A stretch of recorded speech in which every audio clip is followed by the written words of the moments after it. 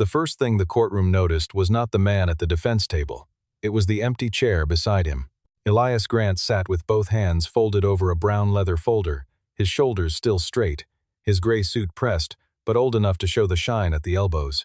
Across the aisle, Victoria Hale's legal team spread their files across 3 tables as if the weight of the paper alone could bury him. Behind them sat investors, reporters, city officials, and board members who had once shaken Elias's hand at ribbon cuttings and housing dedications. Now they avoided his eyes. Victoria Hale stood near the front row in a black designer suit, polished, calm, and almost smiling. She had spent 6 months turning a rumor into a lawsuit into a crisis, and a crisis into a public execution. Her company, Hale Urban Capital, wanted the heart of Grant Harbor communities, the housing empire Elias had built from abandoned buildings, old warehouses, and broken neighborhoods that other developers only saw as numbers.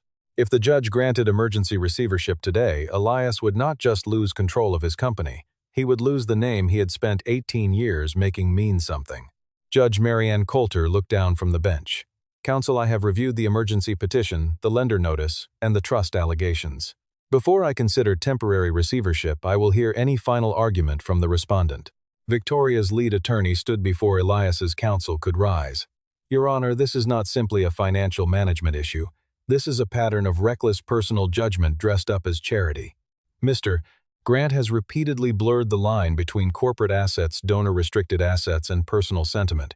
His entire public identity depends on emotional stories.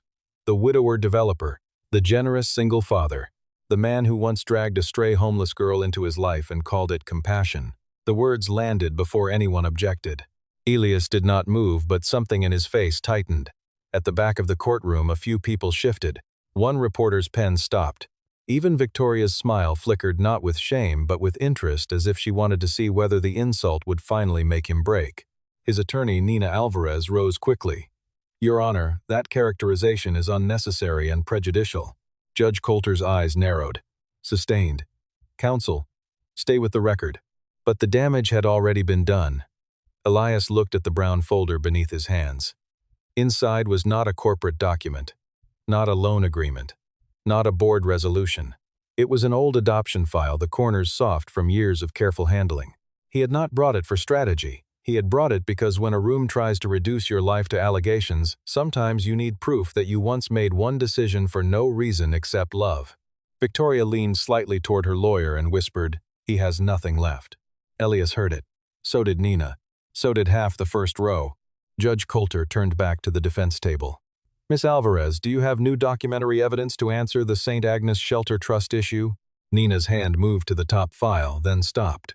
She was a strong lawyer, careful and loyal, but even she could not produce documents that had vanished from an archive before the hearing. "Your Honor, we have reason to believe the trust record has been misrepresented, but we need time to retrieve original trustee minutes."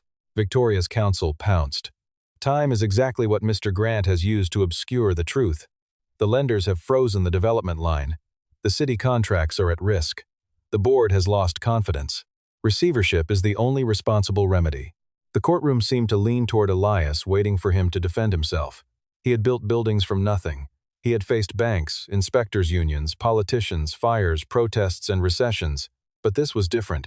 This was a public room where every act of mercy in his life had been turned into evidence of weakness. He opened the brown folder just enough to see the first page. Adoption Order Brooks Minor Maya granted to Elias Grant 2011. Tucked beside it was a photograph taken on the courthouse steps 15 years earlier. A thin 12-year-old girl in a red scarf stood beside him, not smiling, yet one hand gripping the strap of a backpack that held everything she owned. 15 years earlier, she had not walked into his life like a miracle. She had nearly run from it. It was January of 2011, and the snow in Harbor City had turned gray along the curbs by the time Elias found her behind the boarded doors of the old St. Agnes Annex.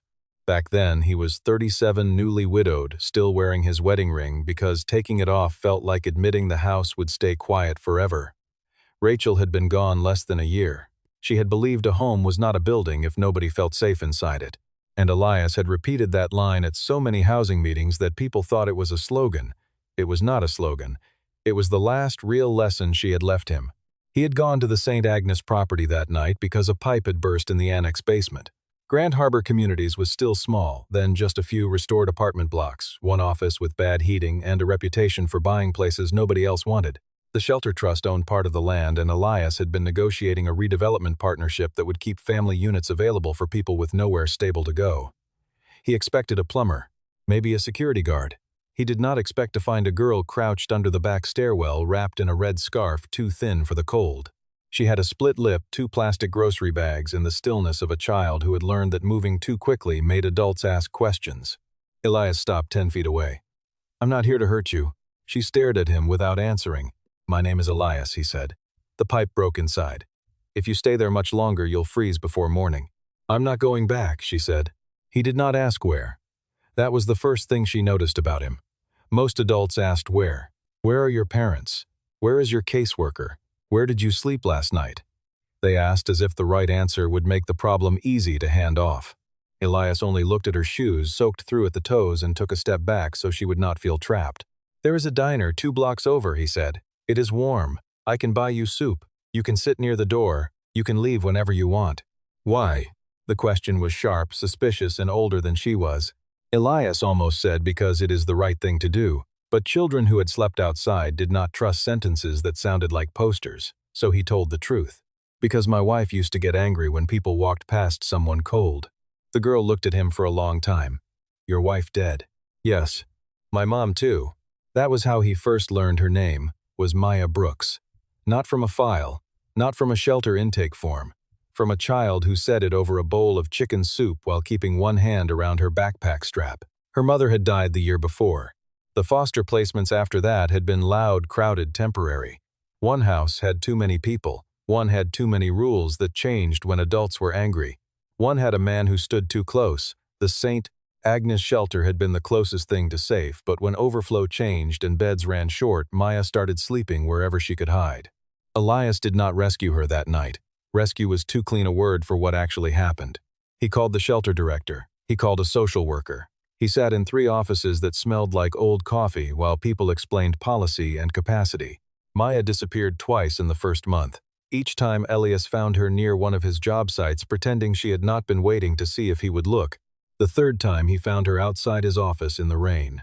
She wore the red scarf and tried to act like she was only passing by. "You can come inside," he said. "I didn't ask." "I know. I'm not your problem." "No," Elias said. "You're not a problem." That sentence made her cry, which seemed to make her furious. She turned away and wiped her face with the sleeve of her jacket, muttering that she hated grown-ups who talked like they were better than everybody else. Elias let her be angry. He had learned grief did not become smaller just because someone named it. Months passed. Temporary placement became supervised visits. Visits became dinners. Dinners became a room at the end of the hall in Elias's quiet house at first, with the door always open because Maya did not like closed doors. Then slowly with the door closed because she finally believed no one would lock it from the outside. She broke a lamp once and packed her bag before Elias even reached the stairs. He found her in the hallway, trembling with fear disguised as defiance. "I can pay for it," she said. "I'll work." It was a lamp. "You're mad." "I'm sad about the lamp. I'm not done with you." She stared at him as if no one had ever separated those two things before. The adoption hearing happened in late November. Maya wore a navy dress she hated and the red scarf she refused to take off. Elias wore his best suit and signed the papers with a hand that shook only once. When the judge asked Maya if she understood what adoption meant, she looked at Elias instead of the bench. "It means he can't give me back just because I'm hard," she said. The courtroom went quiet then, too. Elias answered before anyone else could. "That's right." 15 years later, in a different courtroom, Elias sat beneath another judge's gaze while strangers tried to take back everything attached to that promise. Grand Harbor Communities had grown in the years after Maya came home. Some people said success changed Elias. It did not. It only gave him more buildings to fix and more people to disappoint when he refused to build luxury towers where family housing had been promised. Maya grew with the company. She did homework on folding tables and construction trailers. She fell asleep on office couches while Elias argued with lenders in the next room. By 14, she could read a zoning map better than most interns. By 16, she knew which city council members smiled at ribbon cuttings but voted against shelter funding when cameras were gone. She still kept the red scarf folded in her top drawer, though she claimed it was ugly and too itchy to wear. One afternoon when she was 17, a classmate found an old article about her adoption and said she was lucky a rich man had picked her up like a charity case. Maya came home silent. Elias found her at the kitchen table tearing the crust from a sandwich she was not eating. Someone said something, he said. She looked up. People think I'm your good deed. Elias sat across from her. People like simple stories because they don't have to think hard. Was I? He shook his head. You were a child who needed a home. I was a man who had one and didn't know what to do with the silence in it. We saved each other from different things. That answer stayed with her longer than he knew. Maya left for college in 2017, then law school in 2021. She chose housing law before Elias knew she had applied. He told her she did not need to spend her life fighting his fights. She answered that they were never only his. By 2026, she was 27, sharp-eyed, calm under pressure, and working as a young litigation associate after a clerkship that had taught her how judges read silence documents in desperation. She also knew Grant Harbor communities better than most of Elias's board. She knew the origin of the St. Agnes Shelter Trust because she had once slept under its broken staircase. She knew which buildings had donor restrictions, which ones carried promises in old minutes, and which file boxes Elias treated like family photographs. That was why 3 days before the emergency hearing, when the first article appeared claiming Elias had diverted trust land for private development, Maya called him before sunrise. Dad, she said, tell me this is wrong. His voice on the other end was tired. It is wrong. Then why does the petition cite a 2012 trust resolution authorizing asset transfer to a private subsidiary? There was a pause. Elias had seen the same citation. So had Nina Alvarez. The problem was not that the resolution was strong. The problem was that their copy of the original trustee minutes was missing from the archive box, and the scanned version attached to Victoria's petition had just enough official language to scare lenders and city partners. In business, fear could do what facts had not yet done. I don't know where they got that document, Elias said. Maya sat up in bed, already reaching for her laptop. Is it St. Agnes? Yes. The annex property. And the Harbor Line redevelopment package. Her voice changed. That trust had donor restrictions. I know. No, Dad. I mean, I remember Harold Finch telling you the shelter land could never be converted without board consent and family housing replacement. Elias closed his eyes. Harold Finch had been the retired bookkeeper who kept paper files long after everyone else worshipped scanners. He used to bring Maya peppermint candies at community meetings and tell her ledgers were just diaries written by people who were afraid to tell the truth plainly. Maya, Elias said carefully, I do not want you pulled into this. I was pulled into it when their lawyer called me a stray in a court filing footnote. He went silent. She regretted the pain in his silence, but not the anger. You didn't tell me. I wanted to handle it. You always want to handle it. Because that is my job. No, Maya said.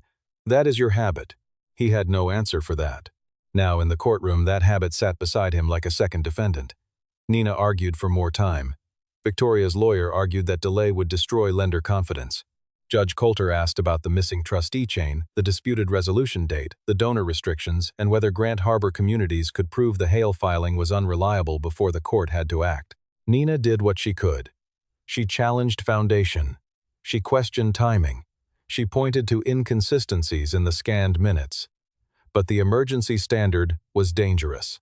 The judge did not have to decide the whole truth today. She only had to decide whether enough smoke existed to put Elias's company under someone else's control while the fire was investigated. Victoria knew that. It was why she had filed this way, not to win forever in one hearing but to take the wheel long enough to crash his reputation. At the rear of the courtroom, one of Elias's board members whispered to another, if receivership is granted, we have to remove him. Elias heard that too. Judge Coulter looked down at the bench notes. Mr. Grant, this court is not blind to your reputation. But reputation is not a record. If the St. Agnes trust restrictions were ignored, this court cannot allow sentiment to override fiduciary duty. Victoria lowered her eyes, hiding satisfaction. Nina leaned toward Elias. I can ask for a recess. He looked at the brown adoption file under his hands. For 1 second he was back in a smaller courtroom in 2011 hearing a child ask if adoption meant he could not give her back just because she was hard. He had promised yes. But promises were easier when the world was not asking for collateral. His phone silenced on the table lit briefly with a message preview. He glanced down before Nina could stop him. Maya, I found Finch. Don't let them close the record. Elias's fingers tightened around the folder.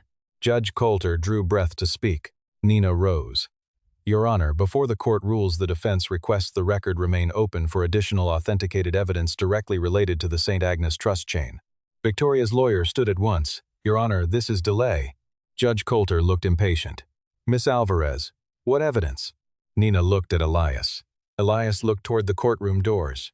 For the first time that morning, the empty chair beside him no longer felt empty. Outside the courtroom, hurried footsteps approached across the marble floor. The footsteps outside the courtroom did not sound dramatic at first. They were just fast, controlled, and uneven in the way footsteps become when someone has crossed a city without letting herself think about how late she is.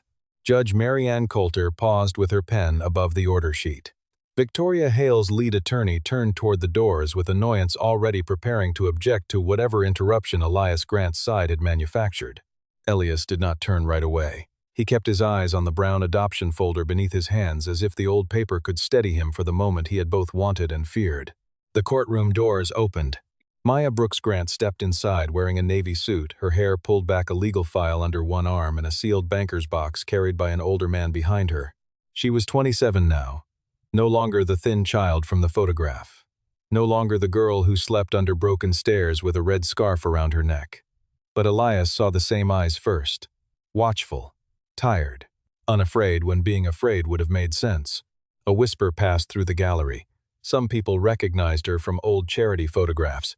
Some knew her name from law school announcements Elias had never bragged about loudly enough.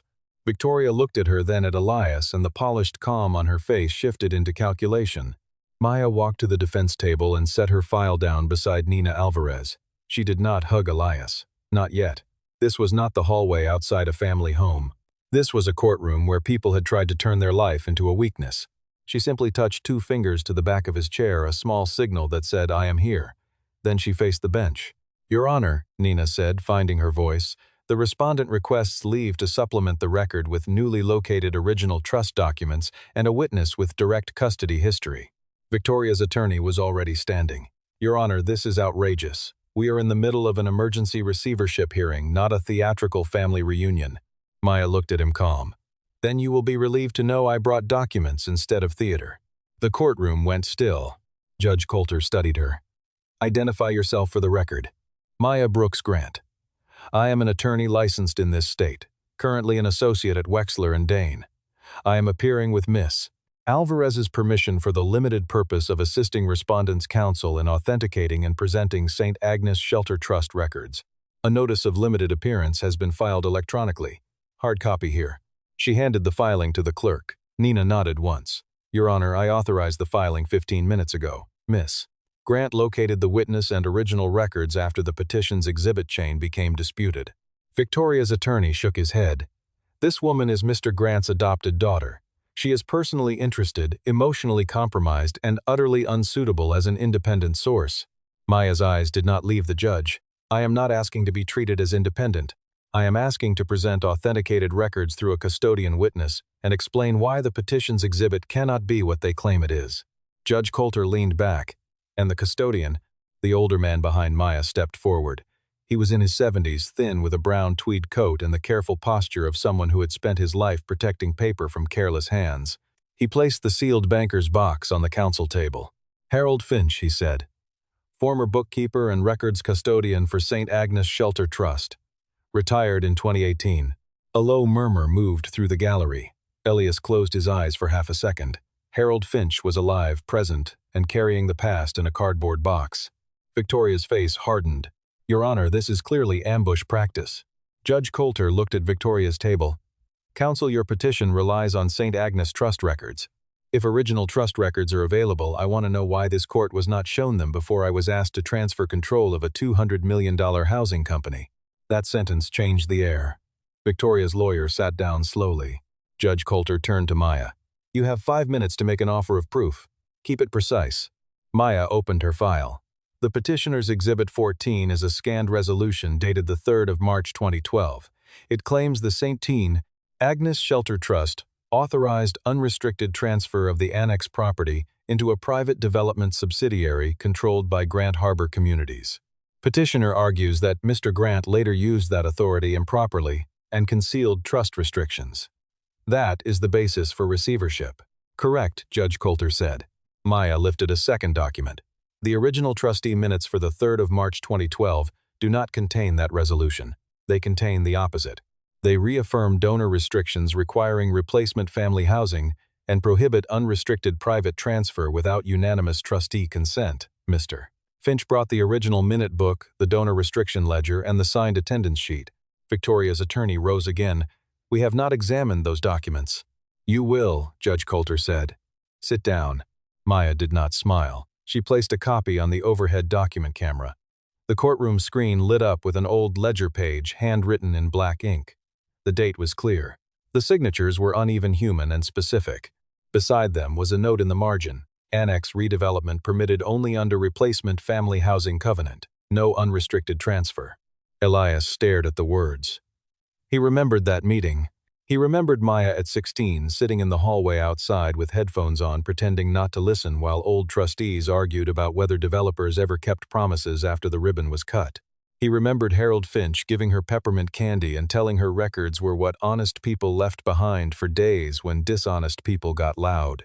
Judge Coulter looked from the screen to the petition exhibit. "Mr. Finch, is this minute book in your custody?" Harold stepped to the witness stand after being sworn. It was. When Street. Agnes closed its physical office. "I retained the original archival materials under written authorization until the successor trust office could accept them. They never requested pickup. I kept them sealed in my home office." Victoria's lawyer asked sharply, "So these documents sat in a private residence for years?" Harold adjusted his glasses. "Yes. Dry, indexed, and safer than they were in the basement room Hale's audit team visited last winter." The room shifted again. Maya turned a page. "Your Honor, that brings us to the second issue. The petitioner's scanned resolution is not just inconsistent with the original minutes. It contains a signature from trustee Anna Bell dated the 3rd of March 2012. She placed another record on the screen, a death certificate. Anna Bell died the 18th of February 2012. The silence that followed was complete. Not courtroom quiet, not professional quiet, the kind of silence that makes expensive shoes stop moving under tables, the kind that turns every head toward the party who brought the document in the first place. Victoria did not look at the screen. She looked at Maya. Judge Coulter's voice lowered. "Counsel for petitioner, explain." Victoria's attorney stood, but no words came immediately. "Your Honor, we received the scanned resolution from historical transaction files during due diligence." Maya lifted a printed email. "From Hale Urban Capital's internal transaction folder according to your exhibit index. I also have an email chain produced in a related lender packet this morning after Ms. Alvarez issued a preservation demand. It shows Peter Sloan Hale's chief financial officer writing the old street. Agnes' restriction problem disappears if the 2012 resolution is treated as controlling." 2 days later, the altered scan appears in the lender packet. Victoria stood before her lawyer could stop her. "That email is being mischaracterized." Judge Coulter looked at her. "Miss Hale, sit down unless you intend to be sworn." Victoria sat. Maya's voice stayed even, but Elias could hear the cost underneath it. She was not simply arguing a case. She was standing in the room where a lawyer had called her a stray and answering with the one language the room could not dismiss. "Your Honor," Maya said, "the petitioner is asking this court to remove Elias Grant from control of Grant Harbor Communities based on a document that conflicts with original trust minutes, contains the signature of a trustee who was deceased on the alleged date and was circulated by a party seeking to acquire distressed assets if receivership is granted." Nina Alvarez stood beside her now. "For those reasons, respondent asks the court to deny emergency receivership order preservation of all Hale Urban Capital due diligence files and refer the disputed exhibit for investigation." Victoria's lawyer tried to recover. "Even if Exhibit 14 is disputed, the lenders remain concerned. Grant Harbor's credit line is unstable. The court can appoint a neutral monitor." Maya turned slightly. "A neutral monitor is different from transferring operational control to a receiver connected to Hale's acquisition proposal. Their petition does not protect housing assets. It positions Hale to buy them under distress." Judge Coulter looked at the proposed receiver list. Her eyes stopped on one name. "The first proposed receiver previously consulted for Hale Urban Capital," Nina answered. "Yes, Your Honor. We included that in our opposition." Victoria's attorney said a past consulting relationship does not imply bias. "No," Judge Coulter said, "but a false trust document certainly invites questions." The courtroom absorbed that sentence slowly. Reporters began writing again. Board members stopped whispering. The investors who had looked away from Elias all morning were now watching Victoria with new fear, the kind that had nothing to do with morality and everything to do with exposure. Elias looked at Maya. She was focused on the judge, one hand resting near the sealed ledger box. He wanted to say her name. He wanted to apologize for not calling sooner, for carrying the burden alone until it nearly broke the thing she had grown up inside. But the hearing was not over. Victoria made one final attempt. "Your Honor," she said, rising despite her counsel's hand on her sleeve, "Elias Grant built an empire on sentimental manipulation. He puts children in front of cameras, shelters in front of lenders, and family stories in front of investors. Now his adopted daughter walks in with a box and suddenly everyone forgets the financial emergency." Maya finally turned toward her. There was no anger in her face now. That made it worse for Victoria. "You are right about one thing," Maya said. "He built his company around shelters, families, and old promises. That is why the records mattered. You thought those promises were decoration. They were restrictions." Victoria's mouth opened, then closed. Maya continued, softer but clear enough for the back row. "And I did not walk in because I am his adopted daughter. I walked in because 15 years ago I was the kind of child those restrictions were written to protect. I know what St. Agnes meant. I know what replacement housing meant. I know why he kept every file. People like you see old paper and think it is an obstacle. People like my father see it and remember who would be hurt if the promise disappeared." For the second time that day, the courtroom went silent. Judge Coulter let it remain silent for a moment before speaking. "The petition for emergency receivership is denied." Victoria's head snapped toward the bench. Judge Coulter continued. "The court finds the petitioner has not met the burden required for emergency transfer of control. The disputed St. Agnes exhibit raises serious concerns regarding authenticity, material omission, and potential misconduct. I am ordering immediate preservation of relevant Hale Urban Capital communications and referring the altered document issue to the appropriate investigative authority. I will consider appointment of a limited independent records monitor for the trust issue only, not operational receivership." Nina exhaled. Elias did not move. The judge looked directly at him. "Mr. Grant, this order does not resolve every financial pressure on your company. But this court will not dismantle an operating housing enterprise on the strength of a document that may not survive the afternoon." Then she looked at Maya. "Miss Grant, your filings will be entered subject to further authentication. Mr. Finch is to remain available." "Yes, Your Honor," Maya said. The gavel came down. Not loud, not theatrical, final enough. The room broke into motion all at once. Victoria's legal team gathered papers with the urgency of people suddenly aware that their own documents might become evidence. Her CFO, Peter Sloan, was no longer in the gallery. A reporter near the aisle whispered into a phone the receivership was denied. The judge questioned the Hale exhibit. One of Elias's board members crossed the room, pale and apologetic, but Elias barely saw him. He was looking at his daughter. Maya closed her file and picked up the sealed ledger box. For a second, she looked exactly as she had at 12, standing in a courtroom with a red scarf and trying to decide whether a promise could be trusted. Then she looked older again, stronger, and very tired. Elias stood. "Maya." She nodded once businesslike, as if she could still hold herself together if nobody touched her. Then he said the only thing that mattered. "Thank you for coming home." Her face changed. Outside the courtroom, the hallway filled with reporters. Microphones appeared, cameras pushed forward. Questions came from every direction.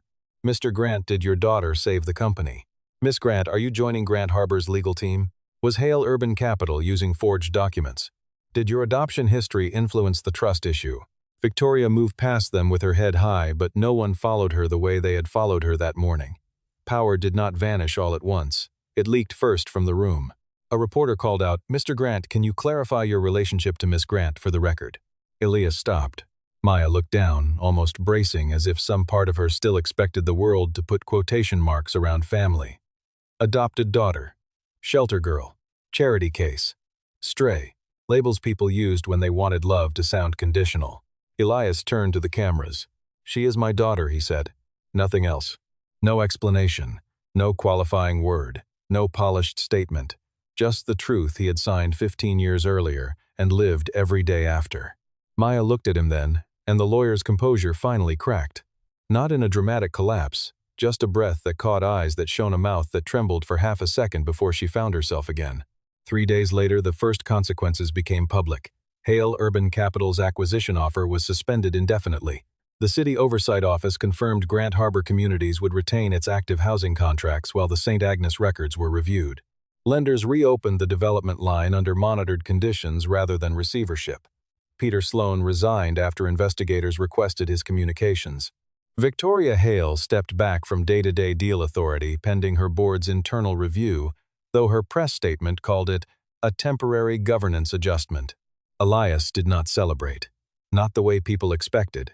He returned to the Grant Harbor office, walked past the framed building photos and award plaques, and went straight to the archive room. Maya found him there that evening sitting on the floor beside old file boxes, the brown adoption folder open on his lap. "You kept it in court," she said from the doorway. He looked up. "I needed to remember something true." She stepped inside. For the first time that day, she was not carrying a legal file. In her hands was the red scarf. Elias stared at it. "You still have it." "I found it in my closet after you called about the lawsuit." She smiled faintly. "It is still ugly." "It was ugly then." "It was warm." He closed the adoption folder carefully. "I should have called you sooner." "Yes," she said. He winced. Maya sat on the floor across from him. "But I know why you didn't. I was trying to protect you. You were trying to be alone because alone is what you learned before me." The words were gentle, but they found the truth. Elias leaned back against the file shelf, suddenly looking older than he had in court. "When Rachel died, I thought the house was done making room for anyone. Then you came along and acted like trusting me was an unreasonable demand." It was, he admitted. Maya ran the red scarf between her fingers. "You know what I remember most about the adoption hearing?" Elias smiled a little. "You telling the judge I could not give you back because you were hard." "I remember your answer." She looked at him. "You said, 'That's right.' Like it was the easiest thing in the world. It was not easy. I know. That is why I believed it." The archive room was quiet around them. Outside the windows, Harbor City moved through evening traffic past buildings Elias had saved, and buildings he had failed to save past families who would never know how close their homes had come to becoming collateral in a corporate fight. Maya folded the scarf and placed it on top of the brown adoption folder. "You did not save me in one night," she said. "You stayed. That was the part that saved me." Elias looked at the scarf, then at his daughter. "And today I stayed." He reached for her hand. She let him take it. A week later, Grant Harbor Communities held a small press conference at the restored St. Agnes Annex. Not a celebration, a recommitment. Nina Alvarez announced new independent trust record procedures. Harold Finch stood near the front row, embarrassed by applause. Maya declined a permanent executive role, but agreed to serve as outside counsel on trust-protected housing matters. Elias accepted, monitored oversight, without complaint because truth, once protected, did not need to fear review. When the formal statements ended, a young reporter asked Maya why she had come back so quickly. She glanced at Elias. "Because a long time ago, someone made room for me when it was inconvenient." Elias looked away, but not before the cameras caught the tears in his eyes. That evening, father and daughter left through the side entrance to avoid the crowd. The restored street. Agnes Building rose behind them, warm lights glowing in windows where families now lived instead of waiting for a bed to open somewhere else. Maya carried the legal file under one arm. Elias carried the brown adoption folder. Between them, folded carefully, was the red scarf. At the curb, Maya paused. "Dad." He looked at her. "Yes. Did I save your empire?" Elias turned back toward the building, toward the families, the records, the promises, the company he had almost lost, and the daughter standing beside him. Then he shook his head. "No," he said. "You reminded it what it was built for." Maya leaned her head briefly against his shoulder the way she never would have allowed herself to do at 12. He stood still, letting the moment stay as long as it wanted. 15 years earlier, people had seen a homeless girl and called her a burden. They had seen a grieving single dad and called him foolish. They had seen compassion and mistaken it for weakness. But love, when it is real, does not disappear after the paperwork is signed. It grows up. It studies. It remembers. And sometimes when the world drags the man who gave it a home into court, it walks through the doors carrying proof. Elias Grant had built an empire of buildings. But the life he saved came back and saved the promise inside them.